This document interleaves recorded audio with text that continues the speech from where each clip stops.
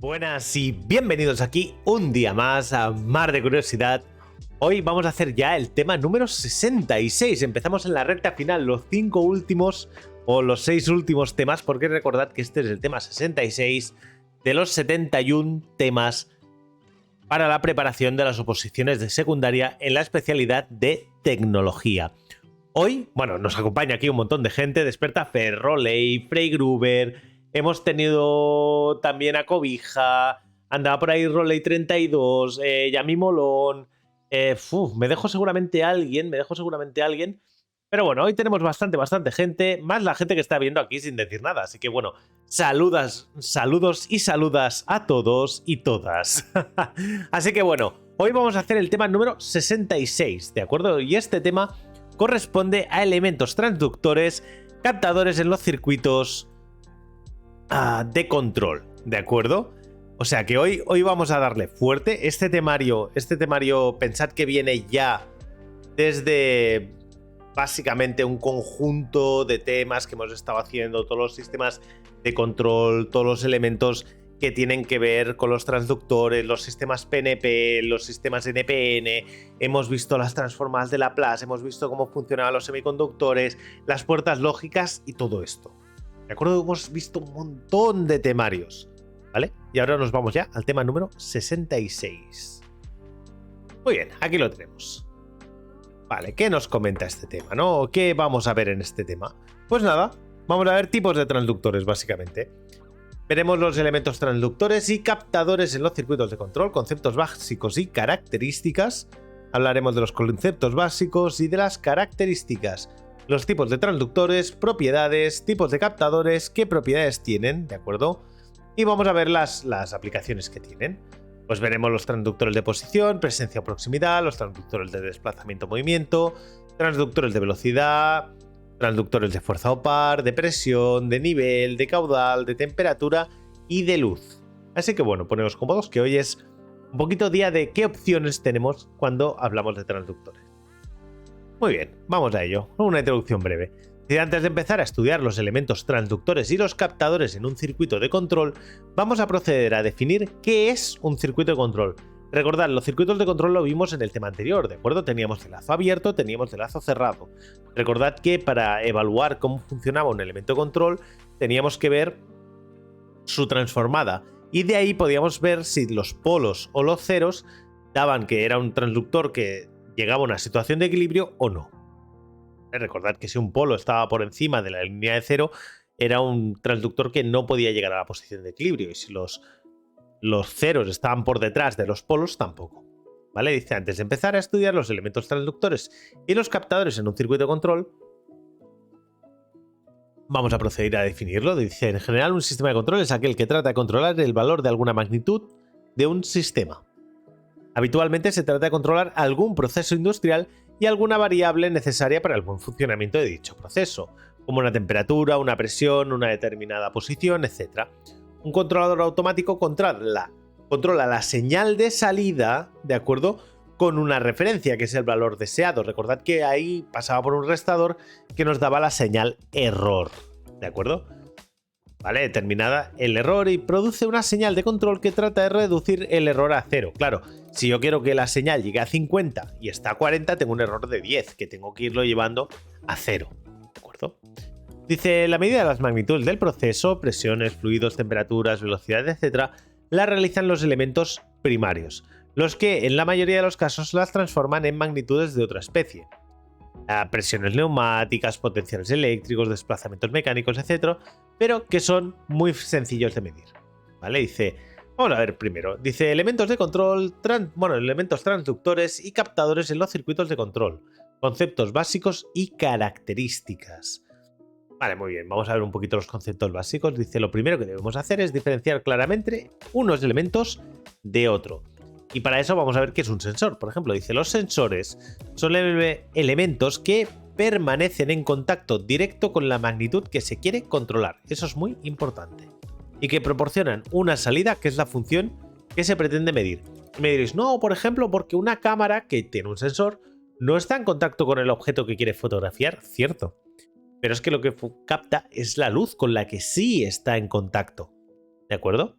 Dice, un sensor es un elemento que aprovecha el cambio de alguna de sus propiedades para detectar una cierta magnitud física y que pueda ser percibida o tratada con mayor facilidad por otro dispositivo, ya sea resistencia eléctrica, ya sea tamaño, ya sea posición, campo magnético, lo que sea. Ejemplo, el mercurio del termómetro se dilata o contrae en función de la temperatura de su alrededor, y si nosotros lo tenemos correctamente ordenado, es muy fácil que podamos ver si la temperatura ha aumentado o se ha disminuido, o si está en la temperatura que nosotros esperamos. ¿Vale? Ok. Dice, los captadores son un conjunto de elementos entre los que se incluye el sensor, que se encarga de traducir la variación de los parámetros del sensor en información útil. Dice, ejemplo, pues el termómetro. Los transductores son aquellos elementos que, trabajando estrechamente con los sensores y los captadores, ¿vale?, que no hay que confundir unos con otros, se encargan de transformar, traducir o adaptar esa magnitud física no interpretable por la máquina en algo que sí que puede interpretar la máquina. Por ejemplo, si es una señal continua, pues un PLC necesita que le llegue señal digital, si no, no puede leerla. Eso sería un transductor. Dice, un sensor se diferencia de un transductor en que el sensor está siempre en contacto con la variable que pretende medir. El transductor está en contacto con el sensor, ¿vale? En la práctica, cuando estos elementos se encuentran en un circuito de control, el transductor es el componente que detecta la señal de entrada, mando o referencia y la convierte en una magnitud física que el sistema sea capaz de interpretar. Mientras que el captador es el elemento que recibe la señal de salida o controlada y la convierte y reintroduce en el sistema como señal retroalimentada, ¿vale? Los sensores son capaces de reaccionar ante un cambio instantáneo de una magnitud variable en el tiempo. Para su diseño se utiliza el aprovechamiento de las señales ocasionadas por fenómenos físicos, químicos, ¿vale? Es decir, lo que hemos visto del termómetro, lo que hemos visto también, por ejemplo, de un captador de luz que indique si hay alguien en medio de un paso, etcétera, ¿de acuerdo? Por ejemplo, si deseamos medir temperaturas, dispondremos de materiales que cambien sus características físicas en función de dicha temperatura. Y por ello usaremos un metal con dilatación proporcional a la temperatura o un gas con expansión proporcional, etc. ¿Vale? Usaremos algo que se modifique en el valor que nosotros podemos detectar para obtener, por lo tanto, un resultado que podamos interpretar. Dice, todos los sensores utilizan uno o más principios físicos o químicos para convertir una variable de entrada al tipo de variable más deseada o más adecuado para el control. Estos principios o fenómenos se manifiestan de forma válida en ciertos materiales o medios y pueden estar relacionados con las propiedades del material en sí o su disposición geométrica. En el caso de sensores cuya salida es una señal eléctrica, la obtención de esta última implica generalmente el uso de un transductor primario que opcionalmente uno o más transductores secundarios. ¿Vale? De momento lo tenemos claro, ¿no? Como idea. La función del captador primario es convertir la magnitud física que se va a medir en otra más fácil de manipular. ¿Veis que es muy sencillo? Yo tengo que recibir una señal y convertirlo en algo sencillo de leer, porque si no me va a ser muy difícil. ¿Vale? Eso es lo que le va a entrar al sistema. Dice, por ejemplo, un bimetal, ¿vale? Una placa metálica de dos metales, que es un dispositivo formado por dos metales de distintos coeficientes de dilatación. Entonces puedo medir las tensiones que me van a generar una diferencia en la emisión de corriente. Vale, dice, es un tipo de captador primario porque convierte una variación de temperatura en un desplazamiento físico equivalente. Este último puede ser utilizado para mover una aguja o accionar un interruptor. Vale, dice, el transductor o captadores secundarios.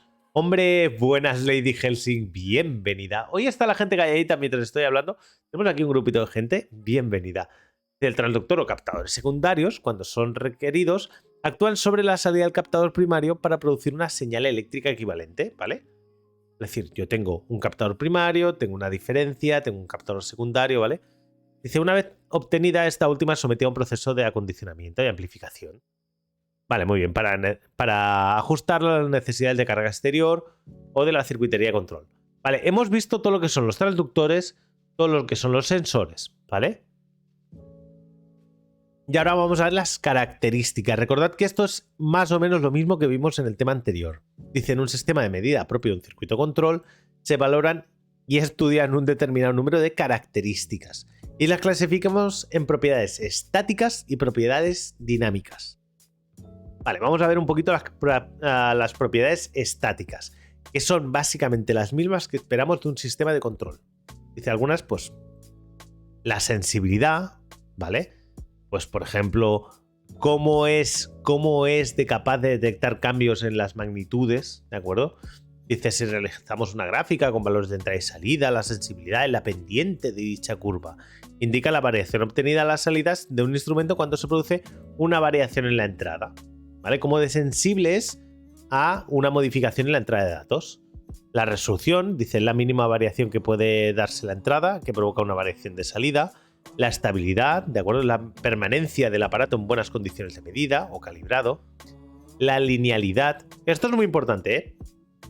Un sensor que no sea lineal, da muchos problemas a la hora de interpretar los datos.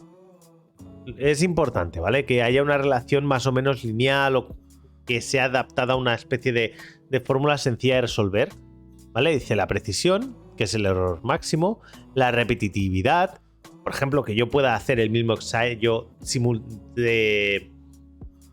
para obtener las mismas magnitudes de forma consecutiva, ¿vale?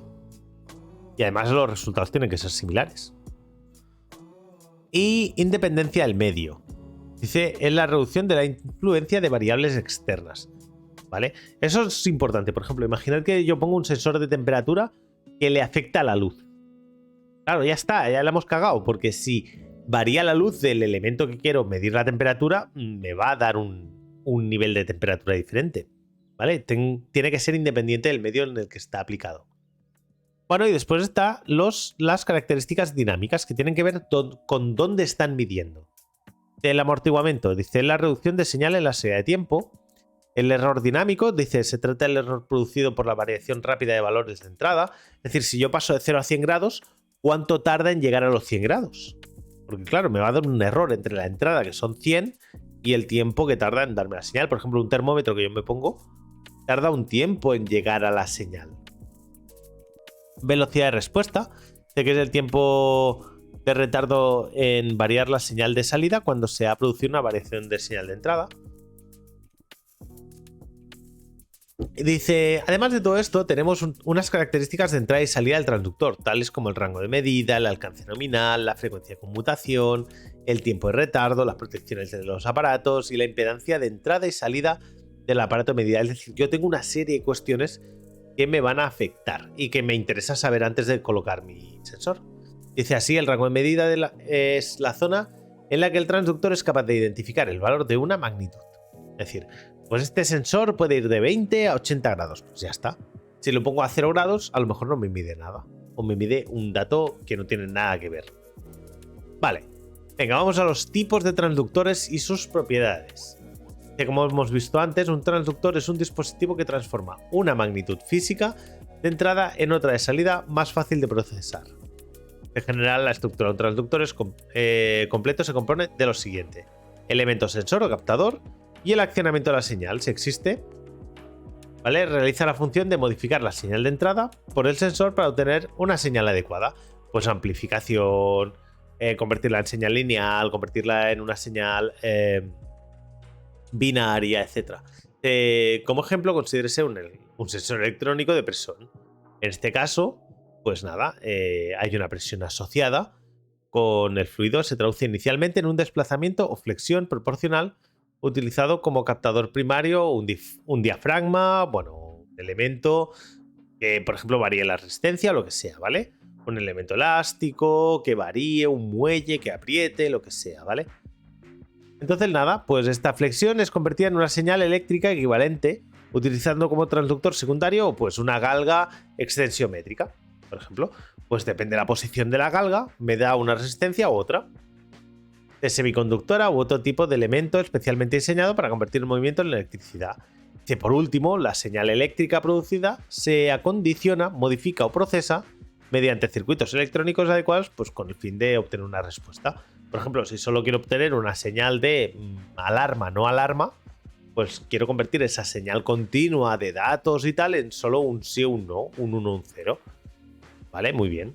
Dice, existe multitud de métodos para clasificar estos dispositivos según se atienda una particularidad u otra, de forma que según qué conceptos se están analizando, se empleará una clasificación u otra. Venga.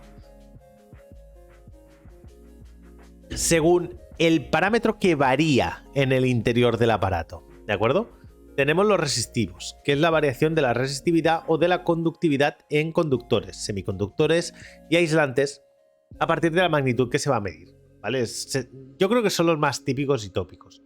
Yo pongo un sensor y lo que quiero saber es si la resistencia varía, pues dependiendo de la temperatura, la presión, la luz, etcétera, ¿vale? Bueno, muy bien. Pues básicamente tengo una modificación de la resistividad, pues según el material, la sección y obviamente pues al elemento que esté sometido. Pues nada, vale, las galgas tensiométricas, esta que estamos viendo, las fotorresistencias. Bueno. Después tendríamos los capacitivos. Dice variación de la constante dieléctrica de la separación entre placas o el área enfrentada de las placas a partir de la magnitud que se va a medir. De la capacidad de dicho condensador es dependiente el área enfrentada de las placas del mismo. ¿Vale? Dice ejemplos, pues sensores capacitivos de desplazamiento, proximidad, presión, nivel, humedad, fuerza, según lo que se separan o se apartan dos placas. Entonces yo puedo saber, por ejemplo, si hay más presión o menos presión. Vale, después tendría los inductivos, ¿vale? Que, bueno, aquí me miden la variación de la reluctancia, las corrientes de Foucault, la inductancia mutua a partir de una magnitud que se va a medir, la inductancia de un dispositivo, bueno, indicaría la presencia de flujo magnético, que lo atraviesa pues cuando circula por él pues una corriente eléctrica. Y el flujo es función de la inducción mutua y de la reluctancia magnética. Dice, esta magnitud depende del número de espiral del conductor y de la permeabilidad del núcleo. Básicamente aquí estoy aprovechándome de Foucault, ¿vale? Ejemplos, pues sensores de detectores inductivos de desplazamiento, velocidad, aceleración, presión, caudal, flujo, nivel, fuerza, etc. Todo eso se pueden medir con sistemas inductivos. Luego tengo los magnéticos y electromagnéticos. Dice, productos de voltajes y corrientes inducidas a partir de magnetismo por aplicación o creación de esfuerzos mecánicos, campos magnéticos intensos, variaciones de flujo magnético, que usaría el efecto Faraday, campos magnéticos ortogonales, etc., ¿no? Pues tengo los tacogeneradores, los sensores de velocidad lineal, los sensores de efecto Hall y tal. Vale, tengo los piezoeléctricos o piezoresistivos. Y entonces estos básicamente producen resistencias o producen voltajes, mejor dicho, a partir de esfuerzos mecánicos. Pues yo le aplico un esfuerzo mecánico a una pieza y me da un voltaje, me da una diferencia de tensión. Dice sensores piezoeléctricos, piezoresistivos de fuerza, torque, par, etc. Luego tengo los térmicos y termoeléctricos, que son producción de voltajes o corrientes a partir de la temperatura, ¿vale? Que es el efecto Seebeck. Pues básicamente los termopares, los pirómetros, etc. Yo tengo una variación de temperatura y tengo una variación de la capacidad. Bueno, y tengo una emisión de corriente por parte del elemento. Luego tengo los ópticos y los electroópticos, ¿vale? Por ejemplo, el del parking. Este es típico. Permite la producción de señales eléctricas a partir de radiaciones luminosas directamente. Efecto fotovoltaico. Básicamente son un LED. Dice, o indirectamente por la variación de la resistencia y otros parámetros eléctricos. Pues detectores fotovoltaicos de luz, llama, color, humo, detectores fotoeléctricos de la proximidad, fotodiodos, fototransistores. De esto hay bastante, ¿eh? Esto es muy usado. Mucho más de lo que parece. Los efectos autorresonantes, ¿no? Que permiten la producción de oscilaciones eléctricas a partir de fenómenos físicos resonantes, como vibraciones mecánicas, ondas acústicas, etc. Pues por ejemplo, lo que estoy usando ahora para que vosotros me escuchéis. Esto es un sensor. Bueno, concretamente lleva 3 sensores. Están desfasados 90 grados para saber exactamente dónde me viene el audio. Pues resonadores de cuarzo para medición de temperatura, peso, fuerza, presión, galgas acústicas, etc. Y luego tengo los químicos y electroquímicos. Pues nada. Los sistemas MOSFET y tal. Vale, dice, según el tipo de alimentación, pues pueden ser activos o pasivos. Los activos generan su corriente y los pasivos pues necesitan que los alimente de corriente. Según el modo de funcionamiento, que hay unos que son, por comparación, dicen necesitan una referencia, ¿de acuerdo? A partir de la cual nos darán datos. Y por deflexión, que la magnitud física que se va a detectar genera un valor concreto, ¿vale? Es decir, pues me genera 5 voltios, pues ya puedo medir esos 5 voltios. Luego tengo la señal de salida. Puede ser analógico, digital y sistema todo o nada. Me cuesta diferenciar el digital de todo o nada, pero bueno, digital y todo o nada. ¿Vale? Según la magnitud que detectan, dice, se clasifican en sensores de posición, desplazamiento, pues lo que estén midiendo, ¿vale? Y entonces ahora vamos a ver ya los tipos de captadores. Como veis, este tema es bastante rapidito, pero ahora es donde nos vamos a pasar más tiempo. Dice, un captador es un elemento que recibe una magnitud física o variable de entrada y se la proporciona al transductor. Relacionan ante un cambio instantáneo de una magnitud variable en el tiempo. ¿Vale? Dice, para su diseño se utiliza el aprovechamiento de las señales ocasionadas por fenómenos físicos y químicos. ¿Vale? Igual que antes, dice, por eso, un sensor es un dispositivo específicamente diseñado para la magnitud de la variable que va a medir. La función del captador es convertir una magnitud física en otra más fácil de manipular.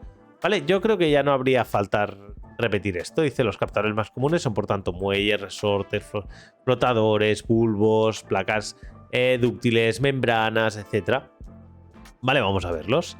Venga, y vamos a ver las aplicaciones. Y bueno, a continuación analizaremos, pues, ¿qué podemos hacer con ellos? Venga, transductores de posición, presencia o proximidad. Vamos a ver qué tenemos. Estos transductores pueden basarse en algo simple como es la operación mecánica de un actuador o tan complejo como la operación de un transductor de proximidad fotoeléctrico con una discriminación de color. La misión de los transductores de posición y proximidad es determinar si un elemento está en una posición concreta o dentro de un margen previamente establecido. Se utilizan en sistemas en los cuales lo único importante es detectar la presencia de un objeto en cuestión y por lo tanto permiten detectar la presencia de un objeto o detectar si el objeto está en una posición determinada. Existen dos tipos que se diferencian por la existencia o no del contacto con el objeto a detectar. Son los transductores con contacto, que toca físicamente al objeto, y los transductores sin contacto, que simplemente pues detectan que el objeto está ahí pero sin tocarlo. Este sería el típico transductor con contacto, el típico final de carrera. Vale, interruptores de posición. Dice, los interruptores son dispositivos eléctricos, neumáticos o mecánicos que sirven para determinar la posición de un objeto o de una pieza móvil. Cuando el objeto alcanza el extremo de su carrera, un final de carrera, me mueve, me aprieta, me acciona la cabeza de la carrera. Vale, dice, bueno, pues nada, actúan sobre una palanca en bolo varilla que modifica la posición de unos contactos. Entonces, básicamente, me permite el paso de corriente desde aquí hasta aquí. ¿Vale? Me los pone en un contacto cerrado. De la cabeza del dispositivo captador y puede tener formas muy diversas, pues según la pieza. ¿Vale? Dice, básicamente es una pieza cuyo interior existen contactos metálicos o una válvula neumática o hidráulica. Es decir, no tiene por qué ser un tema eléctrico. Puedo tener un circuito neumático que cambia la posición y me cambia la posición de las vías. Dice, son del tipo todo o nada, es decir, indican si el objeto ha llegado a un determinado sitio o no. Es decir, o ha llegado o no ha llegado. Vale, entiendo ahora por qué no es binario. Vale, ahora veo, es todo o nada. Vale, ok. O ha llegado el objeto o no ha llegado el objeto. ¿De acuerdo? De estos interruptores se accionan con un sistema mecánico. Es necesario el contacto mecánico del objeto que va a detectar con el dispositivo sensor. Es decir, tiene que tener un contacto directo. Dice, pueden tener cualquier objeto, pueden detectar cualquier objeto, simplemente tiene que poder tocar el punto, ¿vale? Que no les afectan las interferencias procedentes del medio exterior, porque si lo ha tocado es que hay algo ahí, es decir, no hay nada que pueda simular eso. Le presentan el inconveniente que su salida produce rebotes, que es necesario eliminar cuando se conectan a un sistema electrónico, ¿vale? Dice, detectores inductivos de proximidad. Dice, en este caso, el detector reacciona frente a cualquier material capaz de provocar pérdidas por corrientes parasitarias de Foucault. Es decir, yo acerco un elemento metálico y se pierde parte de la energía debido a que se generan corrientes de Foucault en el aparato. Entonces, detecta una caída de corriente y básicamente me detecta que hay un objeto ahí. Dice, la bobina o devanado del sensor inductivo induce corrientes de Foucault en el material que vas a detectar. Estas, a su vez, generan un campo magnético que se opone al de la bobina del sensor, lo que causa una reducción en la inductancia de la misma. Esta reducción en la inductancia de la bobina interna del sensor trae aparejada una disminución en la impedancia de esta y como consecuencia una disminución de la amplitud de la señal de oscilación. Básicamente, entonces detecta que hay algo. En plan de, oh, que estoy perdiendo corriente. Estoy perdiendo impedancia. Que no necesitan estar en contacto con el objeto que se pretende detectar. Y yo puedo, aumentando la potencia de la señal, alejar más hasta dónde va a llegar estas corrientes de Foucault. Y hasta dónde voy a poder llegar. Dice, tienen gran robustez mecánica y resistencia a ambientes agresivos, aceite, suciedad, polvo. Además, como no tienen que tocar el objeto, es más difícil que se deterioren. Dice, debido a las limitaciones de los campos magnéticos, los sensores inductivos tienen una distancia de detección pequeña comparados con otros tipos de sensores. Por ejemplo, el óptico puede llegar a cientos de kilómetros sin ningún problema. Esta distancia puede variar en función del tipo de sensor, de unos milímetros hasta 100 milímetros, 10 centímetros tranquilamente. Existe una extensa variedad de formatos de sensores inductivos, cilíndricos, rectangulares, etc. El tipo Namur está construido para trabajar en ambientes con riesgo de explosión, por ejemplo. Eso está muy bien, porque como no me cierra ningún circuito, no tengo chispa. Eso está muy bien. Luego tengo los detectores capacitivos de proximidad. Recordad, busca acercamiento de placas, ¿vale? Dice, en este caso, el elemento sensible del oscilador es el condensador. El principio de funcionamiento de un sensor de proximidad capacitivo se basa con la medición de los cambios de capacitancia eléctrica de un condensador pues, en un circuito resonante RC. Hay varios métodos eléctricos para detectar la proximidad que se fundamentan en cambios de capacidad. Uno de los más simples incluye el condensador como parte del circuito oscilador, diseñado para que la oscilación se inicie solamente cuando la capacidad del sensor sea superior a un valor umbral establecido. De la iniciación de la oscilación se traduce luego en una tensión de salida que indica la presencia de un objeto. En ausencia de objetos, el oscilador se encuentra inactivo, ¿vale? Es decir, yo acerco un objeto y corto los campos y entonces básicamente aumenta la capacitancia. Entonces dice, uy, hay algo. Dice, los transductores capacitivos se caracterizan por su pequeño tamaño y una construcción robusta y son adecuados para medidas estáticas y dinámicas. Son sensibles a las variaciones de temperatura y humedad. Ojo que eso a lo mejor no me interesa. Ojito, o a lo mejor sí. Como transductores de proximidad capacitivos están preparados para hallar cualquier objeto, sea metálico o no, a diferencia de los inductivos, que necesitaban que fuera que necesitaban poderle inducir corrientes de Foucault. Este no. Acercan la mano y también funciona. Este mola mucho. Se emplea para detectar la posición de líquidos, conductores o no, sustancias en polvo, grano, arena, etc. Luego tengo los detectores magnéticos, que detectan un campo magnético como un fenómeno físico. Nada, pues estos saltarán con partículas ferromagnéticas, etc. Se utilizan cuando se requieren muchas actuaciones o cuando las condiciones ambientales, como polvo, humedad y tal, pueden dificultar el funcionamiento de contactos mecánicos. Tiene inconveniente que no puede utilizarse en lugares donde se prevé que puedan aparecer campos magnéticos o existencia de materiales ferromagnéticos. Claro. ¿Por qué? Porque a la que aparezca cualquier elemento ferromagnético, mi dispositivo va a saltar y a lo mejor no me interesa que salte en ese momento. Bueno, pues entre los sensores magnéticos tenemos los siguientes tipos: los mecánicos o tipo RIT y los de tipo electrónico, que son los de efecto Hall.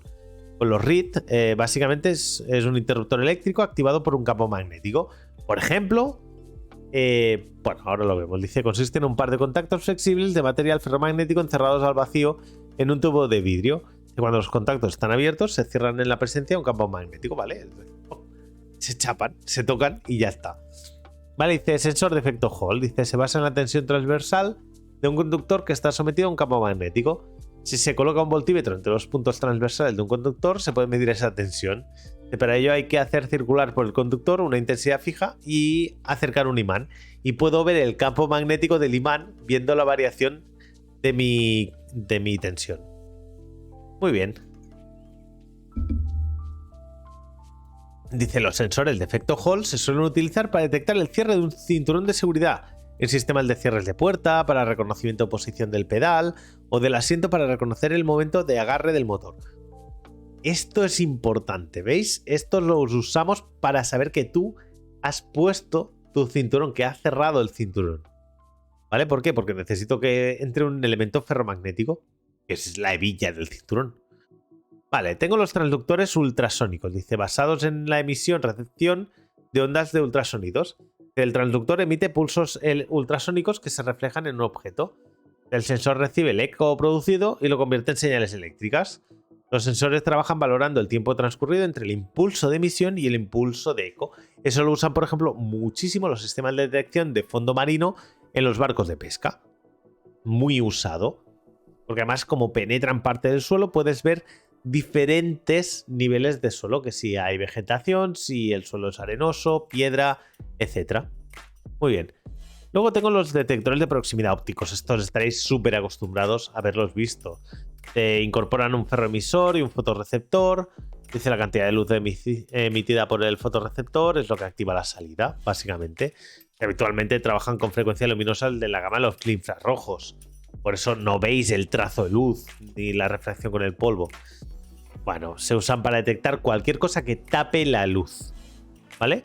Reemplazan los detectores capacitivos porque además permiten mayores distancias, ¿vale? Pues nada, sensores de transmisión directa, comprueban por un emisor o un receptor uno frente a otro. Sensores de reflexión, pues que el emisor y el receptor están en el mismo lado. Buenas, Víctor, bienvenido. Los sensores de retroreflexión, dice el emisor y el receptor van montados sobre el mismo elemento y un fotorreceptor espejo refleja el rayo de luz. Está muy chulo, está muy chulo. ¿Vale? Luego tengo los transductores de desplazamiento o movimiento, ¿no? Dice, se utilizan para medir longitudes y ángulos. Pues bueno, vamos a ver los resistivos, a ver qué hacen. Dice, utilizan como referencia la medida de medida la variación de resistencia del elemento sensor. Luego, tengo los potenciómetros, que son resistores sobre los que se desliza un contacto eléctrico llamado cursor. Los modelos de potenciómetros disponibles comercialmente admiten movimientos lineales y circulares, asociaciones mecánicamente al elemento que se desea captar su desplazamiento. Convierte la variación de resistencia en una variación de posición y por tanto de desplazamiento lineal o angular. ¡Ah, qué chulo! Luego tengo las cargas extensiométricas. Esto me parece una maravilla, las cargas extensiométricas. Que se basan en la variación de la resistencia de un hilo conductor calibrado o de material semiconductor. Dice, si se mide la resistencia eléctrica de una galga, una vez deformada, se puede calcular la longitud que se ha deformado. ¡Guau! Es maravilloso. Dice, al cambiar la forma del material, varía su resistencia de modo proporcional a esa deformación. Y por tanto, varía la tensión en sus extremos. Luego tengo, por ejemplo, los inductivos. Dice, su funcionamiento se basa en la inducción electromagnética. Consisten fundamentalmente en dos bobinados dispuestos de tal modo que la tensión de salida varía en la función del desplazamiento de uno de los bobinados al otro. Hoy tenemos gente por aquí, Víctor, hoy tenemos gente. Vale, tendríamos los inductores y entonces tengo un núcleo móvil y según donde esté, pues me va a dar una señal diferente. Los capacitivos, pues que me permiten medir distancias de algunos metros, tienen poca exactitud, se fundamentan en que pueden variar pues la capacidad del condensador y demás. Es lo mismo que hemos visto antes.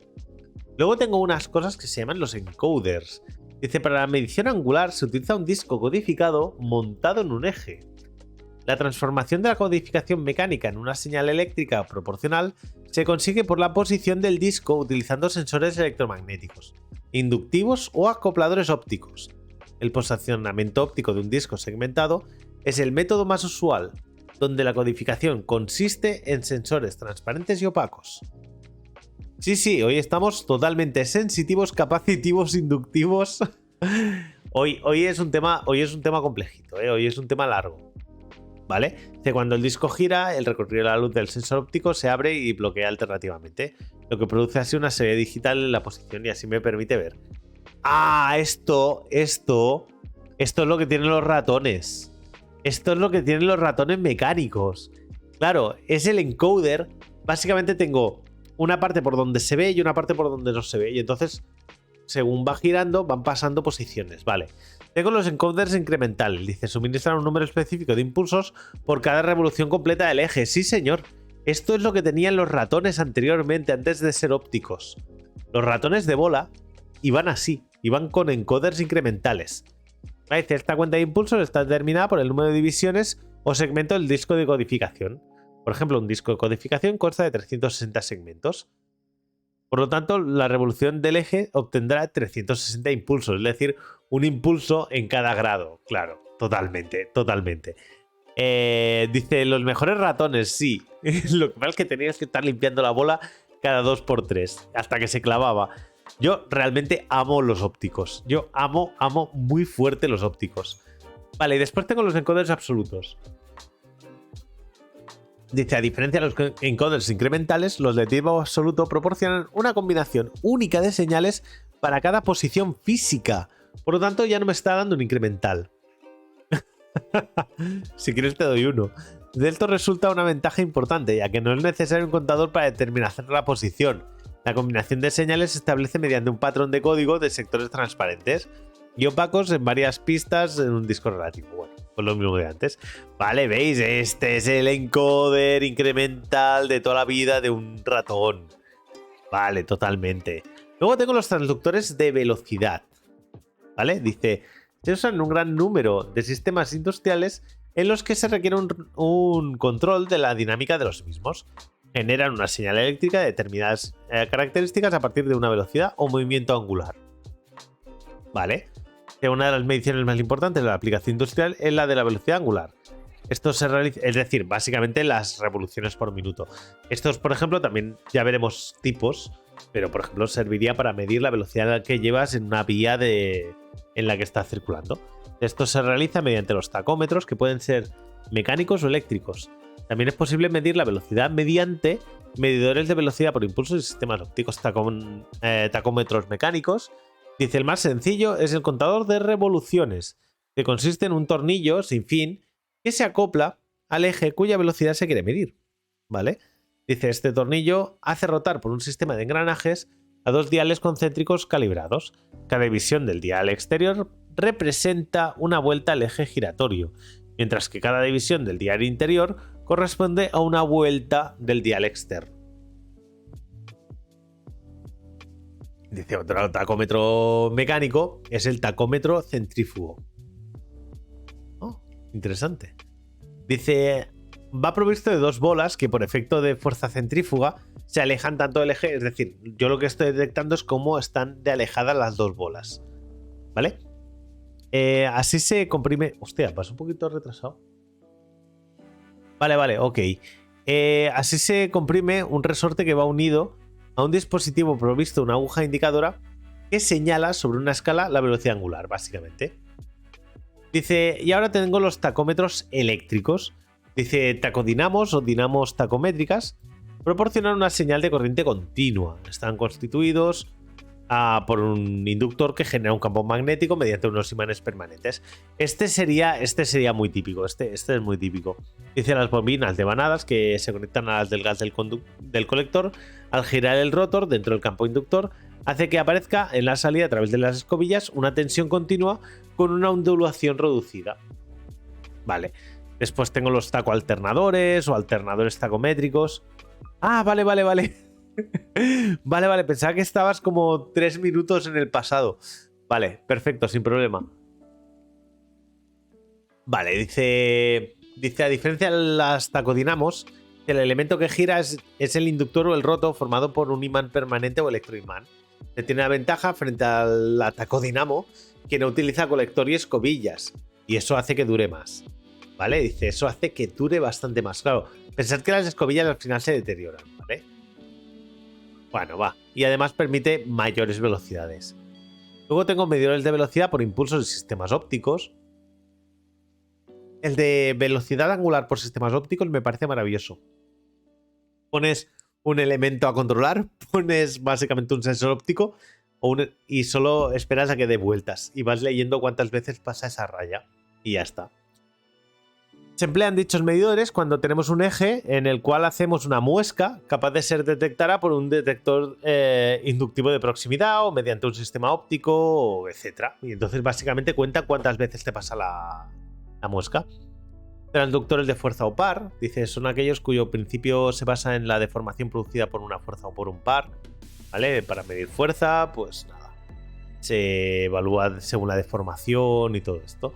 Luego tenemos la célula de carga. Dice, se aplica la fuerza par a un elemento elástico denominado célula de carga de las células de carga eléctricas, el efecto es una deformación que normalmente la vamos a medir con galgas extensiométricas. Existen unas galgas que se pegan al material que se va a someter a una tensión. Dice, las galgas se deforman solidariamente con la pieza y con una variación unidimensional. O el elemento piezoeléctrico. Los transductores de fuerza piezoeléctrica funcionan mediante la excitación de un cristal de cuarzo que genera una carga eléctrica proporcional a la fuerza aplicada. Fácil. Vale, luego vamos a ver también los transductores de presión. Aquí ya empezamos con la ronda. Dice, los transductores de presión los vamos a clasificar en 3 grupos: mecánicos, electromecánicos y electrónicos de vacío. Vale, los mecánicos, dice, estos los vamos a subdividir pues de medida directa y que miden la presión, comparándola con la ejercida por un líquido de densidad y alturas conocidas, ¿vale? Es decir, yo sé cuánto es un bar, pues ahora me está apretando X veces ese bar, por ejemplo. Y elementos primarios de medida directa, pues sería un barómetro, un manómetro de tubo en U, un manómetro de tubo inclinado, etcétera, ¿vale? Los elementos primarios elásticos, pues el tubo de Bourdon, el elemento de la espiral helicoidal, el diafragma, fuelle, ¿vale? Y después vamos a ver un manómetro en tubo U, ¿vale? Un manómetro en tubo U. Yo tengo la presión... Yo debería tener aquí una presión referida, ¿vale? Mi presión estándar. Y básicamente, como este ha empujado más, ¿vale? Como este ha empujado más, yo puedo medir la diferencia entre la presión que tengo y la presión estándar que yo tenía. Pues sabiendo esta altura, puedo saber cuánto es mi presión actual, ¿vale? Cuanta mayor sea la diferencia, obviamente, pues más presión tendré. También sé si mi presión es positiva o negativa respecto a la presión estándar, ¿vale? Es decir, por uno de los dos lados también hay que tener en cuenta que por uno de los dos lados está cerrado. Está cerrado, no permite la salida ni la entrada de gases, ¿vale? Del tubo de Bourdon, el tubo cerrado con un extremo puede ser de 3 formas: helicoidal, espiral y en forma de C. Dice, al aplicar la presión por la parte abierta al fluido que tiene en su interior, un tubo tiende a enderezarse, lo que ocasiona un movimiento en su extremo que hace que se desplace pues una aguja, básicamente. Tengo una aguja atada y según lo que se desplace pues me dará un valor u otro. Luego tengo un sensor de diafragma, es decir, yo tengo una presión y yo lo que detectaré aquí será que al haber una presión tendré un movimiento de este diafragma, ¿vale? En cierto sentido, ¿vale? Y esto pues me puede accionar una palanca o me puede hacer que se pulse un botón o me puede mover un sensor. Vale, tengo el elemento de fuelle, ¿no? Que consta de una sola pieza, el fuelle, en la dirección de su eje, pues la cual puede dilatarse o comprimirse pues según la presión que yo tenga.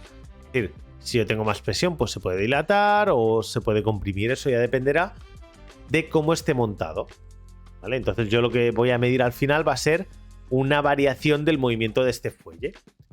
Luego tengo los manómetros de presión absoluta. Dice, usan la combinación de dos fuelles, uno como medida de la presión relativa y otro para medir la atmosférica. El movimiento resultante, la unión de dos fuelles, equivale a la presión absoluta.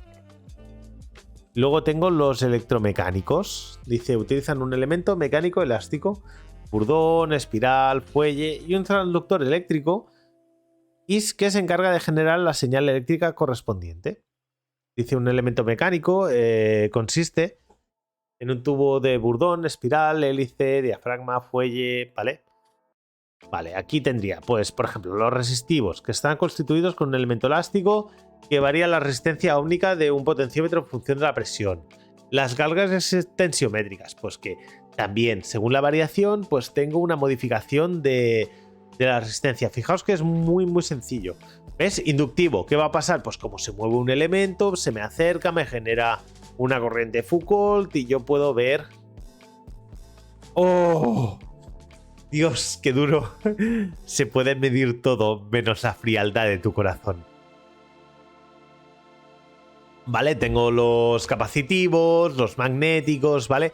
Fijaos que al final vamos a estar mirando modificaciones de nuestra señal de electricidad, ¿de acuerdo? Pero mirad, consiste en un imán permanente o un electroimán que crea un campo magnético en el cual se mueve una armadura de material magnético. Dice, el circuito magnético se alimenta con una fuerza magnetomotriz constante. Entonces, conforme varíe la posición, ¿vale? Una variación de la posición. Yo tendré una variación de mi campo magnético. Los piezoeléctricos también, si yo junto, separo el material, tendré una salida de tensión que podré detectar. Y luego tendría los transductores de vacío. Dice, los instrumentos electrónicos de vacío tienen su funcionamiento en las variaciones de determinadas propiedades físicas de los gases ante los cambios de presión. Dice, bueno, pues puedo usar, por ejemplo, un manómetro o vacuómetro de MacLeod, que consiste en comprimir mercurio en una muestra del gas del sistema sometido a medida, con el propósito de lograr mayor sensibilidad aplicando la ley de Boyle-Mariotte. Dice, también tendremos los transductores térmicos. Pues nada, puedo ver la energía desprendida por un filamento, ¿vale? Por el que pasa una corriente eléctrica, ¿vale? Y entonces esto sería inversamente proporcional a la presión del gas ambiental. Y los transductores de ionización, que se basan en la formación de iones en el seno de un gas. El gas a presión conocida se introduce en un recipiente de cristal que contiene un filamento que descarga electrones al ser calentado. La presión se determina mediante la medición de la corriente que fluye en el ánodo y el cátodo, ¿vale? Muy bien. Luego tengo los transductores de nivel, ¿vale? Básicamente, muy sencillo. Tengo los captadores por flotador. Sería el típico que tenéis en todos los lavabos de casa. Tenéis un flotador que está flotando sobre una superficie de agua y entonces me mantiene recto un brazo. Cuando caiga la presión, cuando caiga el nivel del agua, ese brazo se va a mover y me accionará una palanca, me dará una señal diferente y tal. Captador de nivel por boya. Se basa en las variaciones de resistencia de un sensor resistivo producidas por una boya al flotar y transmitirla a través de un eje al sensor resistivo. ¿Vale? Una boya que estaría flotando y me estaría dando un valor de altura. Interruptores de paleta rotativa. Dicen, este tipo de detectores de nivel, un pequeño motor eléctrico síncrono hace girar una pequeña paleta mediante un mecanismo de engranajes. Cuando el producto ofrece resistencia al movimiento de la paleta, el sistema de transmisión de la rotación, montado sobre los rodamientos, se mueve y activa un microinterruptor que permite la señal de nivel. Bueno, pues para áridos, para medir nivel en tierras. Métodos de las horquillas vibrantes, que consiste en una horquilla oscilante o giratoria preparada para que oscile en el aire a una frecuencia de resonancia. Si la horquilla se recubre de un producto concreto, la frecuencia de resonancia se reduce o se amortigua completamente. Esta variación de frecuencia se detecta y se transmite por una señal de salida. El tipo de horquilla empleada y la frecuencia de resonancia dependerán del producto que se quiera medir. ¡Qué cachondo! Esto es muy cachondo, pero no sé qué tiene que ver con el nivel. Captadores de nivel por presión, esto también. Los capacitivos. El de nivel ultrasónico, dice, consta de un transductor y un indicador de transmisión. Pues nada, tendré un pulso ultrasonido sobre el nivel y recibe el eco, ¿vale? Entonces también puedo ver otra vez la distancia. Luego tengo los transductores de caudal, ¿verdad? Pues que puedo medir cualquier cantidad de fluido que me circula por un elemento. Pues puedo ver un medidor de presión diferencial, un medidor de velocidad, medidores másicos, cantidad de masa que se ha ido, los volumétricos, ¿de acuerdo? Entonces, bueno, básicamente con los diferenciales, por ejemplo, se basan en la medida de la diferencia de presión que aparece al estrangular una tubería por la que circula un fluido. Como yo sé que la variación de presión dependerá del aumento de velocidad, si yo sé cuánto varía la velocidad, yo sé el caudal que había ahí. Entonces yo, viendo la caída de presión en diferencial entre dos puntos, yo puedo calcular casi sin ningún error el caudal que tengo en una tubería, simplemente estrechándola y poniendo dos sensores de presión, uno al principio y otro al final del estrechamiento. ¿Vale? Un manómetro de presión diferencial. Un tubo de Venturi, que básicamente haría un poquito más o menos lo mismo. Un tubo Pilot. Este dice que es para fluidos sucios. Básicamente es porque no entro en el contacto con el material, como sí que lo harían los diferenciales. Y el tubo Pilot, que mide la velocidad en un punto, es decir, consiste en un punto de diámetro pequeño que se opone al flujo. Midiendo la altura de la columna de líquido, pues tenemos la presión total del punto. Y con eso puedo saber la velocidad. Luego tengo los medidores de velocidad, bueno, de caudal, perdón. Los medidores de velocidad, pues sería el típico de turbina, este lo encontraremos en todas las gasolineras. El medidor electromagnético, pues que se basa en la medición de la inducción, ¿vale? Dice, ventajas es que no tengo caída de presión. Y los inconvenientes, pues que da bastante error. Da bastante error si la tubería no va completamente llena, no detecta bien el caudal. ¿Vale? Es sobre todo para tuberías de caída va bien. Para cosas que estén empujando en lateral, horizontal, suele dar problemas. Medidores de ultrasonidos, ¿vale? Que también me permiten, a través de los ultrasonidos, medir el caudal, ¿de acuerdo? Los medidores másicos, pues que, bueno, me pueden, por ejemplo, ver el incremento de temperatura, ¿vale? Puedo aportar calor a un punto, ¿vale? Y medir la temperatura aguas arriba y aguas abajo, ¿vale? Si no hubiera movimiento, no habría diferencia de temperatura. Y como se van moviendo, yo puedo ver cuánto, ¿cómo decirlo? Cuánto varía la temperatura. Es un indicador de qué caudal hay. ¿Vale? Es bastante chulo, ¿vale? Es decir, si hay mucho flujo, básicamente la temperatura no va a llegar nunca a la del sensor. ¿Vale? Luego tengo los transductores de temperatura, ¿vale? Que básicamente pues puedo mirar la variación de volúmenes en ciertos elementos, la resistencia eléctrica o la resistencia de algún semiconductor. Un pasa o no pasa. Gasolinera, restaurante lujoso, hoteles en la luna. Sí, te has perdido la introducción, yo te aviso. Y bueno, después también tenemos los termómetros de dilatación, por ejemplo, termómetros de vidrio, típico, esto lo habréis visto, el termómetro típico de mercurio, ¿vale? O de alcohol, que también sirve. Los termómetros de bulbo y capilar, que este sería el típico, ¿vale? Que tiene un líquido, un gas que se extiende y demás. Y bueno, aquí tendríamos diversos elementos, ¿no? Los de clase 1, pues que son los accionados por un líquido, o los de clase 2 que operan con un vapor, ¿de acuerdo? ¿Vale? Los de clase 3 son termómetros por gas, ¿vale? Que esto sería que el bulbo está lleno de gas y bueno, pensad que todos funcionan igual, lo que pasa es que depende de las temperaturas. Por ejemplo, el de líquido puede ir entre 150 y 500 grados centígrados, ¿de acuerdo? El de vapor también más o menos, puede ir bastante más o menos. El de clase 3 por gas puede ir desde 270 bajo cero hasta 750 sobre la temperatura de grados centígrados. Clase 4 dice los termómetros activados por mercurio son similares. Ahora te haré resumen al final del tema. Los termómetros accionados por líquido, ¿vale? Termómetros bimetálicos, ¿vale? Son sensores de tipo tonada, ¿de acuerdo? Esto ya lo hemos visto antes, ¿vale? Entonces, bueno, básicamente pues se basa en la diferencia de dilatación de dos metales, ¿vale? Y después tendríamos los termómetros resistivos, pues termoresistencias muy usados hoy en día, muy usados. Los termómetros electrónicos básicamente son esto, ¿de acuerdo? Los termistores, ¿de acuerdo? Que básicamente utilizan materiales semiconductores pues para ver la temperatura, ¿de acuerdo? Los termopares, ¿vale? Que también lo mismo, dos materiales unidos, ¿de acuerdo? Cuando